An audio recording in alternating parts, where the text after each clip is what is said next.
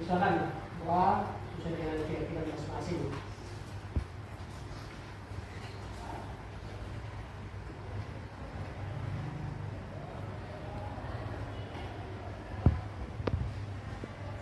Selesai.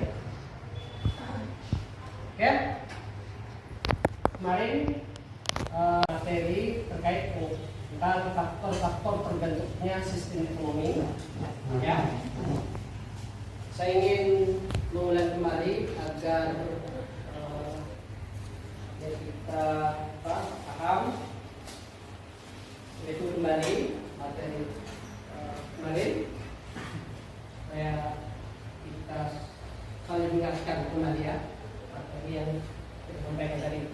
Nah, faktor-faktor terbentuknya sistem ekonomi, ya. Yang pertama itu adalah sumber daya alam. Ya, sumber daya alam itu sangat mempengaruhi bagaimana ekonomi dikelola, ya. Dikelola dengan baik, ya. Negara dengan sumber daya mineral ya akan berfokus pada misalnya di pertambangan, di pertanian dan sebagainya. Yang kedua terkait dengan sumber daya manusia, semakin ada tenaga yang ahli, ya, maka akan menciptakan negara yang negara juga sangat membutuhkan ya tenaga ahli, keterampilan, pendidikan dan kesehatan itu ya mainkan peran penting dalam menentukan sistem ekonomi. Jadi tenaga ahli itu sangat penting sekali dalam mengelola negara. Juga ada teknologi, semakin majunya teknologi yang digunakan maka produktivitas dalam suatu negara juga akan mempengaruhi ya terbentuknya sistem ekonomi. Yang selanjutnya kebijakan pemerintah semakin luas ya, regulasi pemerintah, regulasi untuk pemerintah atau hukum yang ada di suatu negara itu maka akan mendatangkan investor yang banyak, juga akan mempengaruhi sistem ekonomi. Budaya dan tradisi, ternyata budaya juga sangat juga mempengaruhi ya terbentuknya sistem ekonomi juga struktur sosial dan ekonomi. Ya, bagaimana distribusi kekayaan alam, ya, kekayaan juga tidak terbentuk kelas-kelas sosial yang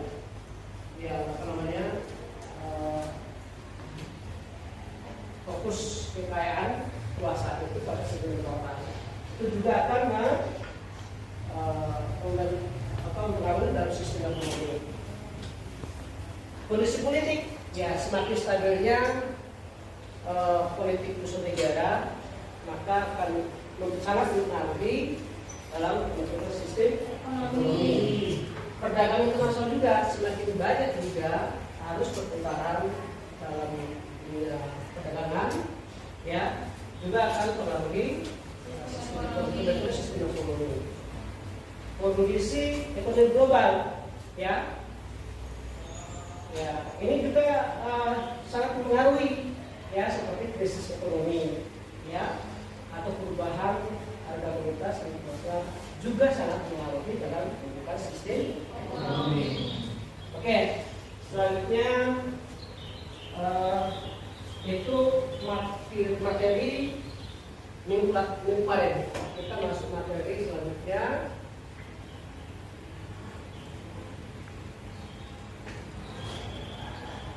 Sekarang kita masuk materi sejarah lahirnya sistem ekonomi kapitalis, ya, sistem sosialis dan ekonomi Islam. Ya. Sistem ekonomi merupakan perangkat kerja yang menentukan bagaimana sumber daya dialokasikan barang dan jasa produksi dan didistribusikan di seluruh masyarakat. Juga sistem ekonomi itu berfungsi sebagai panduan utama dalam menentukan kebijakan ekonomi, mengatur interaksi antara berbagai ekonomi, menetapkan aturan serta regulasi, ya, regulasi. Jadi sistem ekonomi itu merupakan perangkat kerja juga panduan, ya, utama dalam menentukan kebijakan ekonomi. yaitu namanya sistem ekonomi. Ya, sekarang terkait dengan sejarah lahirnya sistem kapitalis, ya. Sistem kapitalis memiliki sejarah panjang yang melibatkan perkembangan ekonomi sosial dan politik dari berbagai periode dalam sejarah. Artinya ini, jadi kapitalisme itu lahir bukan begitu saja ada, tapi diproses, ditempa oleh berbagai priorisasi. Ya, salah satu priorisasi itu adalah era feodalisme. Ya, era feodalisme. Apa itu feodalisme? Ya, itu era di mana yang berkuasa penuh itu adalah sistem kerajaan, raja. Ya, raja, sebuah raja itu strukturnya itu adalah ada yang namanya kaum bangsawan atau tuan tanah. Kemudian ada yang namanya itu vasal. Ya, kemudian ada yang namanya itu di bawah vasal itu secara struktural ada namanya petani dan buruh tani. Ya, oke. Sebelum kapitalisme muncul, banyak masyarakat Eropa ya terstruktur di bawah sistem feodal tadi. Seperti apa yang saya jelaskan tadi, terstruktur di bawah ya sistem feodalisme. Feodalisme itu tadi ya itu salah yang sangat berkuasa adalah bangsawan atau tuan tanah. Nah, bangsawan ini mendapatkan tanah garapan itu dari raja, ya. Tetapi bangsawan itu tidak bisa mengolah sawah dan tanah itu dengan sendiri, tapi dipercayakan kepada namanya vasal. Vasal itu adalah orang kepercayaan bangsawan atau tuan tanah untuk mengelola, untuk menggarap tanah tadi, tetapi dengan jaminan dia sebagai keamanan, dia sebagai pengelola, ya, olah tanah-tanah yang ada dimiliki oleh pasal tadi. Siapa yang mengelolanya? Itu adalah para petani. Petani itu menggarap dan mengolah tanah itu dan hasilnya dibagikan ke tuan tanah atau bangsawan. Tapi petani ini tidak bisa, ya, tidak punya hak untuk demokrasi, tapi terikat oleh ya tuan tanah dan bangsawan tadi atau bangsawan tadi. Nah, inilah terstruktur di bawah itu masyarakat Eropa pada zaman dulu, ya. Jadi bagaimana cara produksi dan distribusi pada zaman feodalisme itu produksinya sangat terbatas sekali, sangat terbatas, hanya diperuntukkan bagi sekelompok atau komunitasnya. Distribusinya juga sangat terbatas, ya. Distribusinya hanya untuk kalangan kelompoknya masing-masing, ya. Ya, hanya terbatas. Kalau dalam sini itu pada skala lokal dan seringkali bersifat subsistem. Subsistem itu artinya hanya diperuntukkan ya berdiri apa tidak berdiri sendiri, ya. Perannya masih jalan sendiri, sangat kecil sekali. Nah, feodal ini ya beruntung ya akibat dari perubahan kemajuan ekonomi, ya, akibat dari kemajuan ekonomi, perubahan sosial dan kemunculan negara-negara modern, ya, itu feodalnya.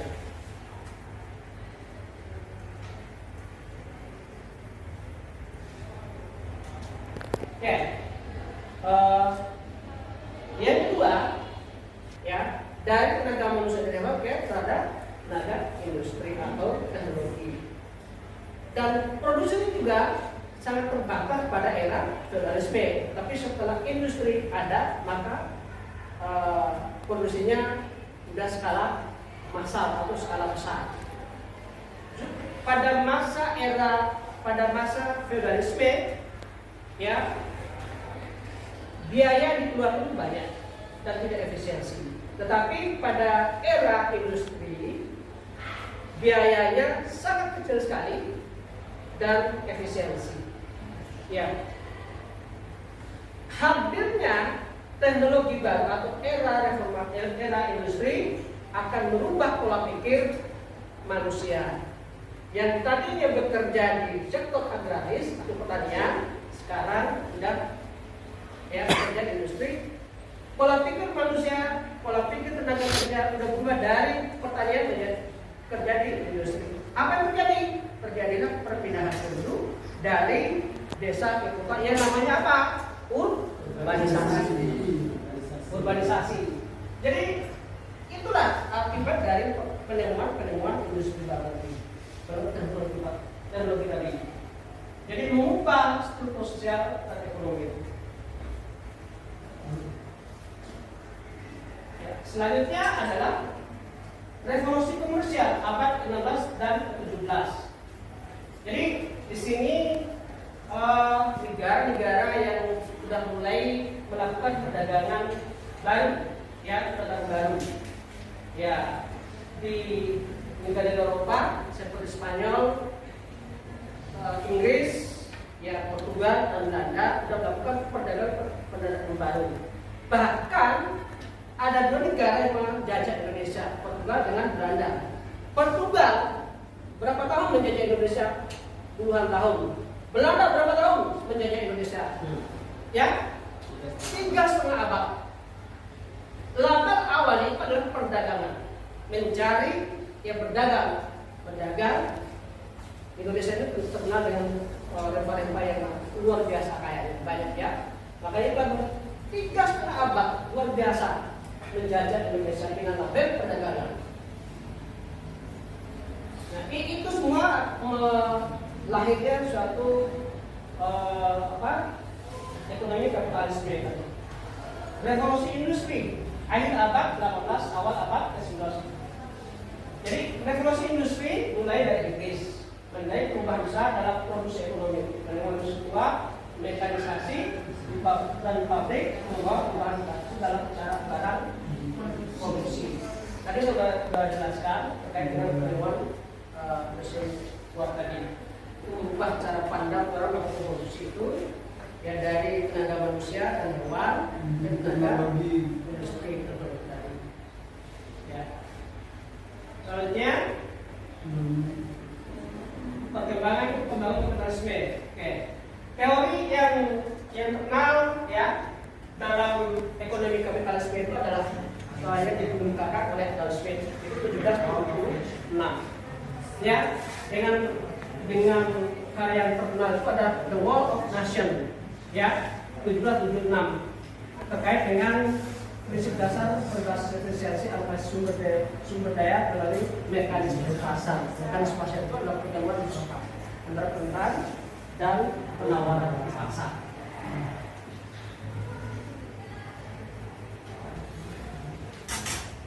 Jadi sistem sosialisme itu sama rata sama rasa. Jadi konsep keadilan yang dikelola oleh negara, dikuasai negara dan ditunjukkan kepada masyarakatnya secara adil. Ya, itu yang tidak dimiliki dalam sistem kapitalisme.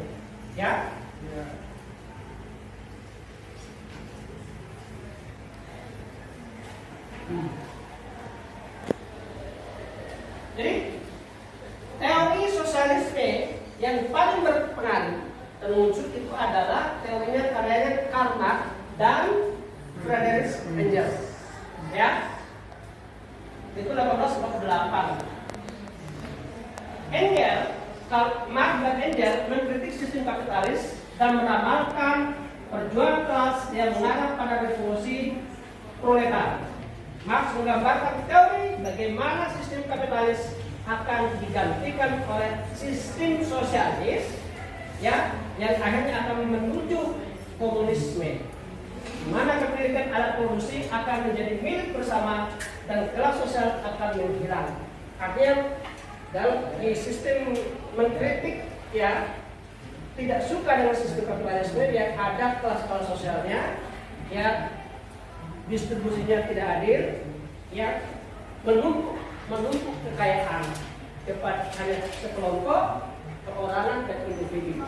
Jadi sistem sosialis, ya, tertariknya itu adalah semua kekayaan, kepemilikan alam produksi akan menjadi milik bersama. Milik bersama, bukan milik perorangan, bukan milik kelompok, dan bukan milik swasta, tapi milik negara. Semuanya diatur negara. Jadi sistem sosialisme ini baru bisa diimplementasikan itu pada pemerintahan ya Vladimir Lenin ya pada 1917. Ini implementasi penerapan sistem sosialisme ini pada zaman pemerintahan Vladimir Lenin pada tahun 1917. Oke, jadi sistem sosialis itu selalu berkembang. Sekarang itu sistem sosialis itu ya. Jadi para ulama Rasyidin masih meneruskan apa yang diajarkan oleh Rasulullah SAW, ya, menerapkan prinsip-prinsip ekonomi Islam, ya, terus terkait dengan mengajarkan tentang konsep keadilan sosial, larangan riba, ya, terus mengeluarkan zakat, terus distribusi kekayaan yang adil masih dilanjutkan oleh para khulafaur rasyidin. Kemudian setelah para khulafaur rasyidin tiada, maka akan digantikan oleh era Bani Umayyah dan Bani Abbasiyah, ya. Jadi Bani Umayyah dan Abbasiyah tetap masih melanjutkan, tapi periode yang berbeda juga dengan pola yang berbeda, tapi masih dalam rel apa yang diajarkan oleh Nabi Muhammad SAW.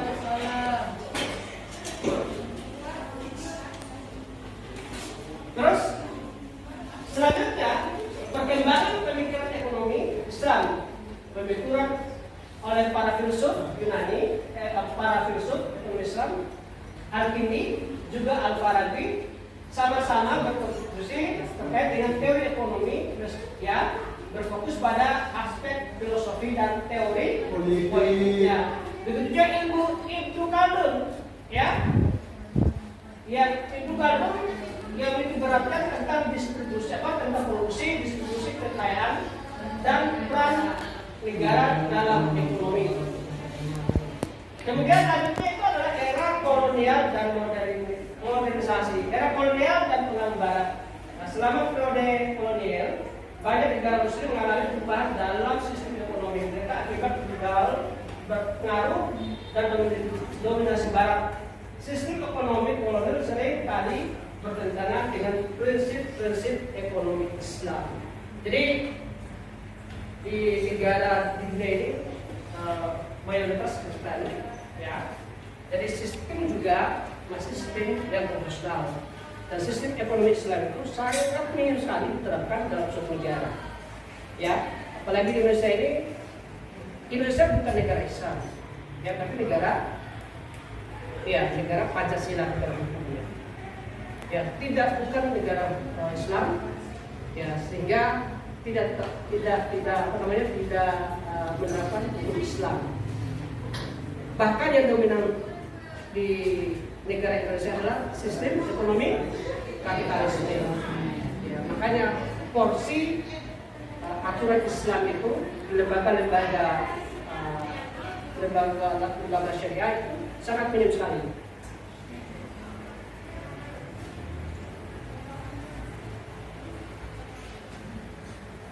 Jadi selanjutnya adalah prinsip utama ekonomi Islam. Prinsipnya itu tadi sudah saya jelaskan terkait dengan larangan riba atau bunga, mengeluarkan zakat, ya, mudharabah dan musyarakah, kepatuhan pada syariah. Mudharabah dan musyarakah itu terkait dengan bekerja sama bagi hasil, bukan bunga, ya. Jadi kesimpulan dari materi kita ini. Yang pertama itu adalah sistem ekonomi yang paling menonjol dalam sejarah adalah kapitalisme, sosialisme, dan Islam. Kapitalisme dikenal dengan ciri khasnya yang menekankan pada kepemilikan. Ekonomi Islam mengintegrasikan, menyatukan, ya, prinsip-prinsip moral, etika dalam kegiatan ekonomi dengan menekankan pada keadilan sosial dan keseimbangan dalam distribusi kekayaan. Jadi ketika sistem ini menawarkan persepsi perspektif yang berbeda terkait bagaimana ekonomi seharusnya diatur dan bagaimana tujuan ekonomi dapat dicapai. Jadi itu kesimpulan. Oleh karena itu, agar lebih menarik, ya, materi ini kita ada hashtag, ya, pertanyaan buat kita semua supaya agak lebih paham dan mendalam, ya. Oleh karena itu saya dipersilakan kalau masih ada yang belum paham terkait materi ini, dipersilakan. Mungkin ada yang lain, silakan. Yang mau tanya?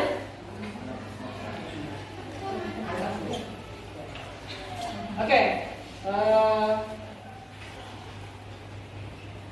silakan. Yang pertama, ya. Baiklah, bismillah, assalamualaikum warahmatullahi wabarakatuh. Jadi pertanyaan saya adalah, kira-kira apa sih tantangan daripada penerapan sistem ekonomi ini, sistem ekonomi Islam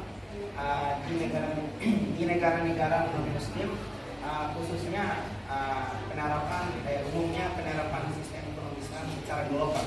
Kira-kira apa tantangannya, Pak? Oke. Yang pertama itu adalah, ya, perbedaan hukum dan regulasi, ya. Besar dalam ekonomi Islam di global di dunia ini, ya, negara-negara ini. Ya, yang kedua itu adalah tentang pengetahuan dan pemahaman terkait dengan produk syariah, ya. Jadi ya kita tahu bahwa yang menguasai sistem ekonomi sekarang itu bukan sistem ekonomi sosialis, bukan sistem ekonomi Islam, tetapi yang menguasai ekonomi sekarang adalah sistem ekonomi kapitalisme. Ya, sistem kapitalisme yang mendominasi di era globalisasi ini. Ya, jadi di dunia ini pemahaman terkait dengan Islam itu sangat minim sekali. Ya, tidak ada negara kecuali di Timur Tengah yang menerapkan sistem Islam itu. Tapi kalau kita negara Barat, Eropa itu dominasinya itu ada negara sistem ekonomi kapitalisme. Ya, mungkin ada yang mau tanggapi kembali terkait pertanyaannya? Terima kasih, Pak. Oke. Mungkin ada lagi yang mau bertanya terkait? Ya. Oke, sebanyak, ya. Silakan. Apa cara revolusi industri dalam perkembangan sistem kapitalisme? Ya. Bisa ulang pertanyaannya? Pertanyaannya, apa peran revolusi industri dalam perkembangan sistem kapitalisme? Ya. Jadi peran industri dalam revolusi industri untuk perkembangan sistem kapitalisme itu pertama, ya, itu peran sangat krusial sekali, sangat penting sekali, dan sangat, ya, sebagai posisi kunci, ya, kunci dalam memainkan perkembangan sistem kapitalisme. Jadi di sini penemuan teknologi baru, ya, itu dengan mesin waktunya telah merubah cara pandang masyarakat itu dalam hal produksi, ya, yang tadinya orang masih menggunakan tenaga manusia dan tenaga hewan dalam produksi, tetapi setelah adanya mesin uap, mesin itu ya dikerjakan oleh mesin teknologi. Ya, dengan yang tadinya masih secara lokal dalam produksi, ya dengan membutuhkan biaya yang banyak, kan sangat boros sekali karena menggunakan tenaga manusia dan hewan. Tetapi setelah adanya teknologi baru, maka perannya digantikan oleh mesin. Dan tadinya bersifat lokal sekarang bersifat massal atau besar. Ya. Yang tadinya membutuhkan biaya yang besar sekarang sangat irit biayanya dan sangat efisiensi. Apa yang terjadi setelah penemuan teknologi baru tadi? Perubahan pola pikir masyarakat dalam hal berproduksi, yaitu terjadinya fase urbanisasi, perpindahan penduduk dari desa ke kota untuk merubah nasibnya dari lebih baik. Ya, bukan berarti kerja di sektor agraris itu tidak baik, tapi karena panas, hujan, terik matahari digantikan dengan adam ayam bahkan pakai AC. Itu mungkin ada yang mau lagi. Satu lagi, ada yang ada yang lain? Selain ya? Oke, silakan. Baik, pertanyaannya, bagaimana kondisi sosial dan ekonomi sistem revolusi selama revolusi industri mempengaruhi lahirnya sistem ekonomi sosialisme? Ya. Kondisi sosial ekonomi selama revolusi industri mempengaruhi lahirnya sistem ekonomi sosialisme. Jadi kondisi sosial itu adalah melahirkan ketidakkeadilan, ya, ketidakadilan, ya, dalam penguasaan atau menciptakan ketidaksetaraan dalam penguasaan dan kekuasaan ekonomi. Faktor-faktor kompensasi. Yang kaya semakin kaya, yang miskin semakin miskin. Itulah kondisi sosial yang lahir, ya, pada sistem kapitalisme. Ya, makanya para pemikir seperti Karl Marx, ya, Engels, ya, itu menciptakan atau memikirkan tentang sistem-sistem yang bisa mengakomodir kepentingan masyarakat supaya distribusinya merata. Itu harus diserahkan kepada negara. Ya. Oke, kalau tidak ada lagi, ya, kita tutup mata kuliah ini. Dan insyaallah minggu depan kita akan masuk materi yang lain dan lanjutkan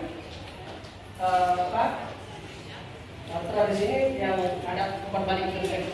Terima kasih, kita tutup dengan bacaan hamdalah. Alhamdulillah.